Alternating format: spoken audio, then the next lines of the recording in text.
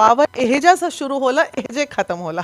अब उन्होंने बॉलीवुड में एक लकीर खींच दी है। अब जाइए सारे बच्चे लोग अपने अपने कला का प्रदर्शन कीजिए, उनसे हेल्प लीजिए, आगे बढ़िए। नमस्ते भोजपुरी। आज से मैं 2 दिन पहले से मैं सुन रहा हूँ कि पवन सिंह लकीर खींच दिए, बॉलीवुड में जाकर रहेंगेगा। अब पवन सिंह लकीर खींच दी है, अब यहाँ से जाकर पवन सिंह के नाम पे रहेंगे। तो दोस्तों मैं आप सभी को बता देना चाहता हूँ कि पवन सिंह कुछ नहीं किए हैं, बस पवन सिंह अपने लिए गाना गा रहे हैं, अपना फेम कमा रहे हैं, बस इतना ही कर रहे हैं। ऐसा क्यों मैं कह रहा हूँ, तो दोस्तों 10 साल 12 साल पीछे आपको ले चलता हूँ, जिस समय मनोज तिवारी हुआ करते थे हीरो।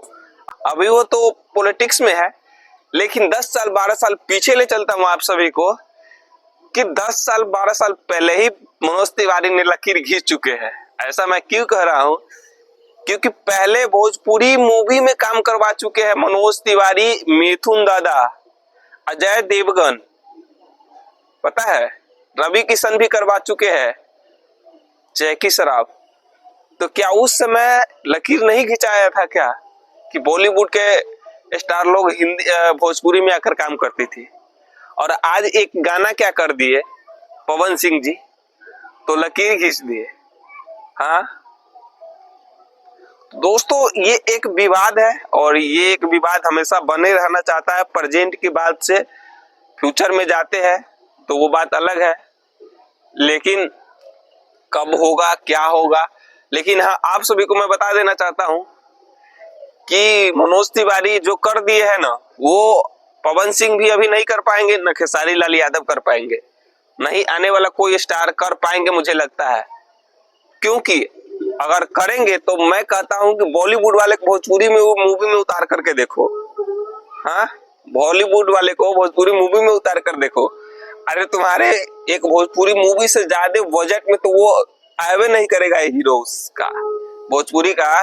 जितना में मूवी बनता है ना, जितना कमाई भी करता है, उससे ज्यादा का हिंदी का एक हीरो होता है, उसका प्राइस होता है, उसका दाम होता है, वो काम करने का पैसा लेता है उतना 10 करोड़ 12 करोड़, और भोजपुरी 10 करोड़ 12 करोड़ में सिमट जाती है। लेकिन दोस्तों आप सभी को मैं बता देना चाहता हूँ कि अब ये होगा नहीं।